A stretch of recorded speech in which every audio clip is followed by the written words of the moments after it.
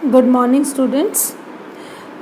कल मैंने आपको कुछ लिखित मटेरियल आपको प्रोवाइड कराया था, जिसके अंदर हमने उस मटेरियल में मैंने जो अब तक आपको पढ़ाया है संरचनात्मक, प्रकार्यात्मक, उपागम के बारे में, वो सब मैंने आपको प्रोवाइड कराया था। इसके अतिरिक्त आज जो हम करने वाले हैं वह भी मैंने आपको दिया था। उम्मीद करती हूँ आपने उस कंटेंट को देखा होगा और समझने का प्रयास किया होगा।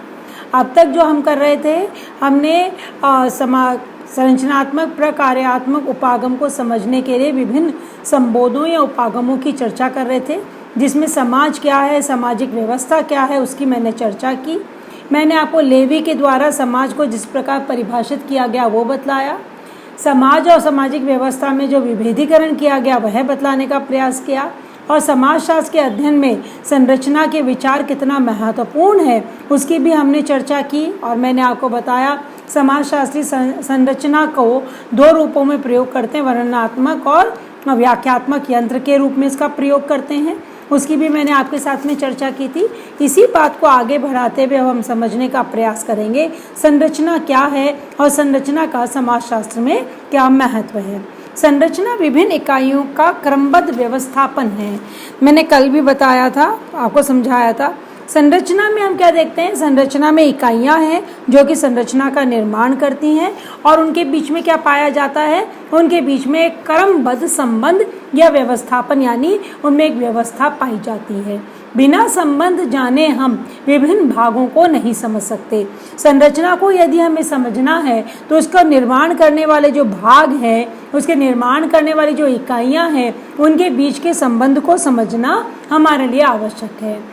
जब भी हम किसी भी परिस्थिति की बात करते हैं तो परिस्थिति के बारे में हमारे को पूर्व में ही ज्ञान होता है। जैसे कि हम कहते हैं, हम किसी स्त्री को पत्नी के रूप में और किसी पुरुष को एक पति के रूप में इसलिए पहचान पाते हैं क्योंकि हमारे मस्तिष्क में पहले से ही विवाह की एक अवधारणा होती है, एक अवधारणात्मक कल्पना होती है। तो जब हम किसी भी परिस्थिति की बात करते हैं तो उस परिस्थिति से जुड़ी हुई जो व्यवस्था है या जो संरचना है, उसकी कल्पना हमारे दिमाग में होती है। जैसे ही आप महाविद्यालय बोलते हैं तो महाविद्यालय बोलते ही आपके दिमाग में आता है एक कॉलेज में प्रोफेसर होगा, एक कॉलेज के अंदर विद्यार्थी होगा, प्रिंसिपल होगा। ये कल्पना आपके दिमाग में क्यों आती है? क्योंकि वह संरचना आपके मस्तिष्क में है। बहुत से विचारक ये मानते हैं कि सामाजिक जीवन की संरचनात्मकता की खोज समाजशास्त्रियों का समाज को समझने की दिशा में सबसे महत्वपूर्ण योगदान है। आप यहाँ देखिएगा, हमने व्यक्तिगत जीवन की बात नहीं की, हमने सामाजिक जीवन की बात की है। सामाजिक जीवन की संरचनात्मकता की खोज, यानी मनुष्य का जो सामाजिक जीवन है उसकी जो संरचना है उसकी खोज समाजशास्त्रियों के द्वारा की जाती है, और वो समाजशास्त्र के क्षेत्र में सबसे महत्वपूर्ण कदम माना जाता है। संरचना साकल्य को भागों के बदले तार्किक प्राथमिकता देती है। साकल्य यानी होलिस्टिक, इन टोटलिटी, उसकी संपूर्णता को संरचना संपूर्णता का अध्ययन करती है, भागों का अध्ययन नहीं करती है। संरचना भागों को महत्व ना देकर किसको महत्व देती है? साकल्य को देती है, संपूर्णता को देती है। और ये संपूर्णता बनती कैसे है? निश्चित तौर पर वह भागों के कुल योग से ही संपूर्णता का निर्माण होता है। और ये कुल योग का मतलब क्या है? प्रत्येक इकाई के बीच में तार्किक रूप से एक दूसरे के साथ में ये संबंधित होते हैं, और इसी के आधार पर हम कुल योग को समझने का प्रयास करते हैं। तो संरचना भाग को या यूनिट को महत्व नहीं देती, इकाई को महत्व नहीं देती, उनके टोटल परिणाम को महत्व देती है, जिसको हम साकल्य कहते हैं, संपूर्णता कहते हैं। संरचना प्राथमिक है, न कि वे भाग जिनसे संरचना का निर्माण होता है। यहाँ ये स्पष्ट समझ लें, संरचना में हम किसको महत्व देते हैं? संपूर्ण संरचना को महत्व देते हैं। उसके निर्माण करने वाली इकाई हमारे लिए महत्वपूर्ण नहीं है। इसको एक उदाहरण के द्वारा भी यदि हम समझना चाहें तो समझ सकते हैं। कैसे समझ सकते हैं अपन उदाहरण के द्वारा? उदाहरण के लिए जैसे ट्रैफिक सिग्नल है। ट्रैफिक सिग्नल पे 3 कलर होते हैं, रेड होता है, येलो होता है, ग्रीन होता है। लाल रंग की बत्ती का मतलब होता है हमें रुकना है। येलो रंग की बत्ती का मतलब होता है रुको, देखो और निर्णय लो, और हरी बत्ती का मतलब होता है चले जाना। अगर हम प्रत्येक रंग को अन्य रंग के संदर्भ में नहीं देखें केवल लाल रंग देखें या हरा रंग देखें या पीला रंग, इन रंगों का कोई महत्व नहीं है। लेकिन जब हम ट्रैफिक सिग्नल के संदर्भ में संपूर्णता में इन तीनों रंगों को देखते हैं तब ये रंग हमारे लिए महत्वपूर्ण होते हैं। हरा, पीला और लाल रंग एक दूसरे के संबंधों से अर्थयुक्त बनते हैं। रंगों की व्यवस्थापना उसके अर्थ को स्पष्ट करती है। आप हरे रंग में भी रुक सकते हैं, लाल में भी जा सकते हैं, ऐसा नहीं करते। क्यों? क्योंकि आप उसको एक संपूर्णता में देखें। रंग के साथ जो नियम बने हुए हैं, जो कायदा कानून बना हुआ है, आप उस रंग के साथ उसको जोड़कर देखते हैं। इसलिए जब आप संपूर्णता में देखते हैं उस संरचना को, तभी आपको उसका अर्थ समझ में आता है। संरचना पूरी व्यवस्था का वर्णन होता है, ना कि भागों का। इसको आप अंडरलाइन कर लीजिए, बहुत महत्वपूर्ण है। संरचना में पूरी व्यवस्था का वर्णन है। अब आपने ट्रैफिक सिग्नल, ये पूरी एक व्यवस्था है, उसका वर्णन किया जाता है, उसके भागों का वर्णन नहीं किया जा सकता है। भागों से व्यवस्था बनती है, पर अर्थ व्यवस्था का होता है, भागों का नहीं। यह समाजशास्त्री कहना चाहते हैं कि हम ये नहीं कहते कि इकाइयों का कोई महत्व नहीं है, इकाइयां महत्वपूर्ण है, इकाइयां ही संपूर्णता का निर्माण करती हैं। तो संपूर्णता का निर्माण तो इकाइयों की सहायता से ही होता है, लेकिन संपूर्णता का जो अर्थ है वो हमें किससे प्राप्त होता है? हमें संरचना से प्राप्त होता है, संरचना के भागों से नहीं। समुच्चय विभिन्न तत्वों का योग होता है, जबकि संरचना तत्वों के परस्पर संबंधों से निर्मित होती है। यहाँ पर समाजशास्त्री कहने से नहीं झिझकते हैं कि संरचना किससे बन रही है। विभिन्न तत्वों के बीच में जो संबंध पाए जाते हैं उससे संरचना का निर्माण होता है। इस दृष्टिकोण से संरचनाएं एमर्जेंट प्रॉपर्टीज के आधार पर, उन्मजित गुणधर्म के आधार पर विकसित होती हैं, क्योंकि उनका निर्माण विभिन्न भागों में अंतःक्रिया अथवा व्यवस्था के आधार पर होता है। श्रम विभाजन एक उन्माजित गुणधर्म है, एमर्जेंट प्रॉपर्टी है। किस चीज़ का एमर्जेंट प्रॉपर्टी है? इसको मैं आपको समझाती हूँ। क्योंकि यह विभिन्न व्यवसायों के बीच श्रम विभाजन को दर्शाता है। किसी भी समाज में जितना अधिक श्रम का विभाजन होगा, उतनी ही इस बात की संभावना बढ़ेगी कि कोई भी दो व्यक्ति उस समाज में अलग अलग व्यवसाय करते हुए पाएंगे। एमर्जेंट प्रॉपर्टीज यानी समाज के अंदर उत्पन्न होने वाले नए गुणधर्म जो हैं, उसको हम एमर्जेंट प्रॉपर्टीज कहते हैं। इन्होंने कहा, उदाहरण के लिए हम श्रम विभाजन को एक एमर्जेंट प्रॉपर्टी के रूप में देखते हैं। जैसे जैसे समाज की जनसंख्या में वृद्धि होती है, जनसंख्या की वृद्धि के साथ साथ समाज की आवश्यकता में परिवर्तन आता है। समाज की आवश्यकताओं में जब परिवर्तन आता है तो उन आवश्यकताओं की पूर्ति के लिए नए संस्थाओं, नए समूहों का निर्माण होता है। और जब इन नए समूहों का निर्माण होता है तो हमारे को क्या करना है? उन नए समूहों के निर्माण से नवीन आवश्यकताएं भी निर्मित होती हैं। अब इन नवीन आवश्यकताओं की पूर्ति के लिए अब हमारे समाज के अंदर श्रम का विभाजन होता है। व्यक्तियों को कार्य में अंदर कार्य का विभाजन कर दिया जाता है, और जब श्रम का विभाजन होता है तो प्रत्येक व्यक्ति अलग अलग कार्य करता है। इन्होंने कहा कि श्रम विभाजन किससे उत्पन्न होता है? जनसंख्या की वृद्धि, औद्योगिकरण, नगरीकरण, ये वे कारण हैं जिससे श्रम विभाजन का परिणाम होता है। और ये श्रम विभाजन जब उत्पन्न होता है तो समाज की आवश्यकताएं भी बदलती हैं, और हम ये कह सकते हैं कि समाज में दो व्यक्ति एक जैसा व्यवसाय करें अनिवार्य नहीं है, क्योंकि वहाँ कार्य का विभाजन हो गया है। तो इस प्रकार से हम देखते हैं कि संरचनाएं क्या हैं? संरचनाओं का निर्माण एमर्जेंट प्रॉपर्टीज के आधार पर होता है। सामाजिक संरचना की अवधारणा में व्यक्तियों के विशिष्ट गुण महत्वपूर्ण नहीं है, क्योंकि हम व्यक्ति का अध्ययन नहीं कर रहे हैं, हम समूह का अध्ययन कर रहे हैं, समाज का अध्ययन कर रहे हैं। तो हम वहाँ पर किस चीज़ का महत्व है? इसमें केवल उन्हीं बातों को महत्व दिया जाता है जो कि अपरिवर्तनीय हैं, यानी जो जनरल है, जो सभी में पाई जाती है, और वो व्यक्ति के परिवर्तित हो जाने के बाद भी उसमें जब कोई परिवर्तन नहीं आएगा, वह गुण ज़्यादा महत्वपूर्ण होते हैं। उदाहरण के लिए हम मित्रता है, मित्रता का अध्ययन करते हैं। तो ये मित्रता का, जब मित्रता की बात करते हैं तो ये मित्रता दो पुरुषों के बीच में, स्त्री और पुरुष के बीच में, वृद्ध के बीच में, स्त्री और ब्राह्मण के बीच में, दलितों के बीच में, उच्च वर्ग, मध्यम वर्ग, किसी के बीच में भी हो सकती है। लेकिन वहाँ पर महत्वपूर्ण क्या है? वहाँ पर महत्वपूर्ण मित्रता का स्वरूप है। तो सामाजिक संरचना में व्यक्तियों का विशिष्ट गुण महत्वपूर्ण नहीं है।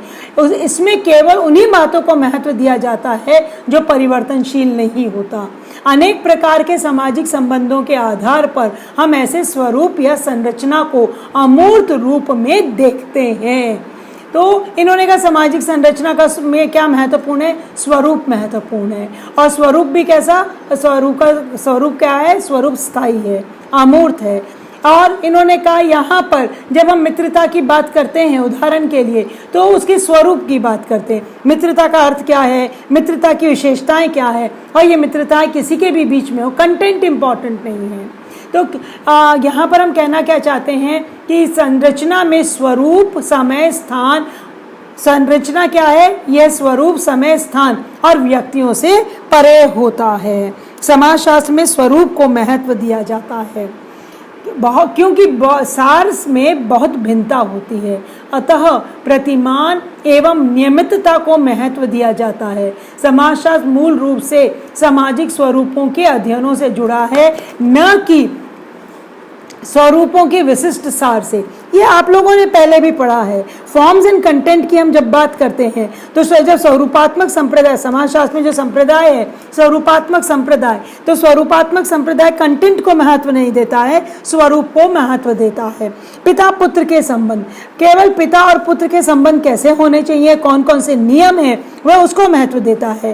राम और राम के पिता दशरथ महत्वपूर्ण नहीं है कि दशरथ पिता के रूप में, राम पुत्र के रूप में महत्वपूर्ण नहीं है। यहाँ महत्वपूर्ण है पिता पुत्र, इनके बीच में संबंध कैसा है, उसको हम क्या कहते हैं? उसको हम स्वरूप कहते हैं।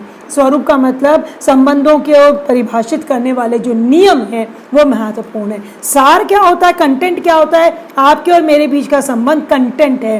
दो व्यक्तियों के बीच पाए जाने वाले संबंध को हम कंटेंट कहते हैं। जैसे कि पूर्व में हर बार ये उदाहरण देती हूँ, हम एक कांच का गिलास लेते हैं। कांच के गिलास की लंबाई कितनी है, चौड़ाई कितनी है, कितना मोटा गिलास है, ये इसका स्वरूप है। लेकिन उसके अंदर आपने पानी डाला है, दूध डाला है, चाय डाली है, वो उसका सार है, उसका कंटेंट है। कंटेंट महत्वपूर्ण नहीं है। कंटेंट कांच के गिलास की आकृति को, उसके स्वभाव को परिवर्तित या प्रभावित नहीं करता है। इसी प्रकार सामाजिक जीवन में, सामाजिक संरचना में स्वरूप महत्वपूर्ण है, उसका सार महत्वपूर्ण नहीं है।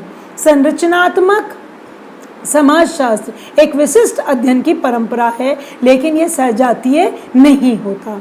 कुछ संरचनात्मक समाजशास्त्री संरचना को एक ऐसी पृष्ठभूमि मानते हैं जिसके अंतर्गत व्यक्तियों की अंतःक्रिया को समझा जा सकता है, और कुछ अन्य संरचनात्मक समाजशास्त्री इसे एक ऐसे व्यवस्थित सामाजिक जीवन का गुण मानते हैं जिसके बारे में कर्ता स्वयं अनभिज्ञ हो सकता है। कुछ अन्य समाजशास्त्री इसे एक अमूर्त शब्द मानते हैं जो कि संचार के जाल से जुड़ा होता है।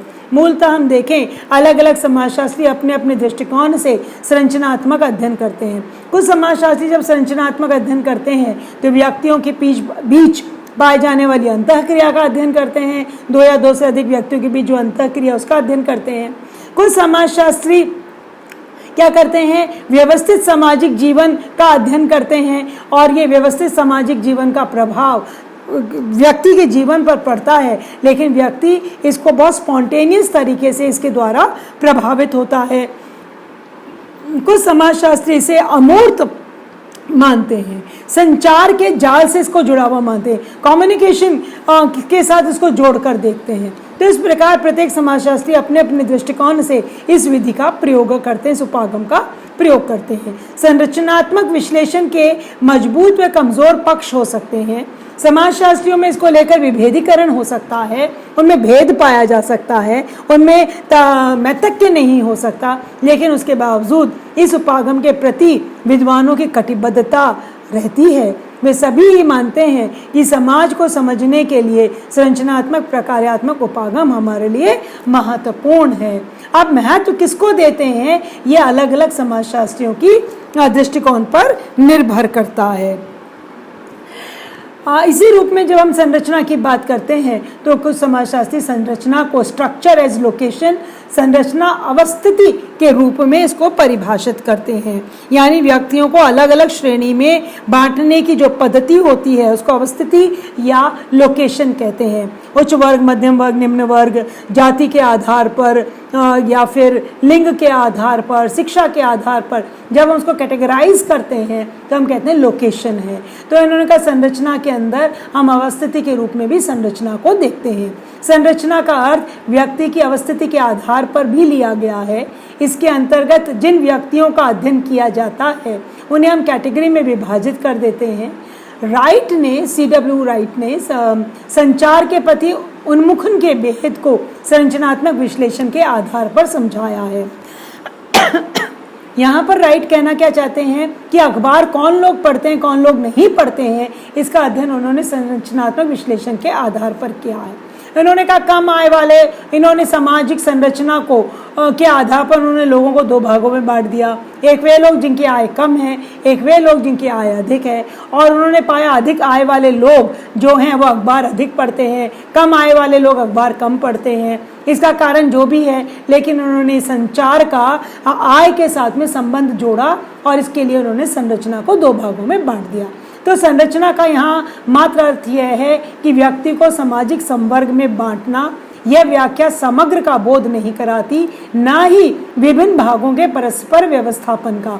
यह तो व्यक्तियों को अलग अलग श्रेणियों में बांटने की पद्धति है, या इसको हम अवस्थिति कहकर संबोधित करते हैं। इसी संदर्भ में अगर हम आगे देखें तो संरचना भूमिका के रूप में, जिसकी चर्चा अब हम कल करेंगे, आज आप इतना ही इसको समझें और समझने इसको पढ़ें और अपनी प्रतिक्रियाएं दें। आपकी जब मैं YouTube पर देखती हूँ तो व्यूज़ आते हैं, कभी 6, कभी 7, कभी 8, कभी 10, कभी 18 हो जाते हैं। यहाँ मेरा अभिप्राय ये नहीं है कि मेरे को 18 व्यू, 20 व्यू, 50 व्यूज़ मिलने चाहिए। इससे मुझे अंतर नहीं पड़ता है कि व्यूज़ मुझे बढ़ाने हैं, परंतु उससे मुझे यह मालूम पड़ रहा है कि मेरे सभी विद्यार्थी नहीं देख रहे हैं, सभी विद्यार्थी इस वीडियो का सदुपयोग नहीं कर पा रहे हैं।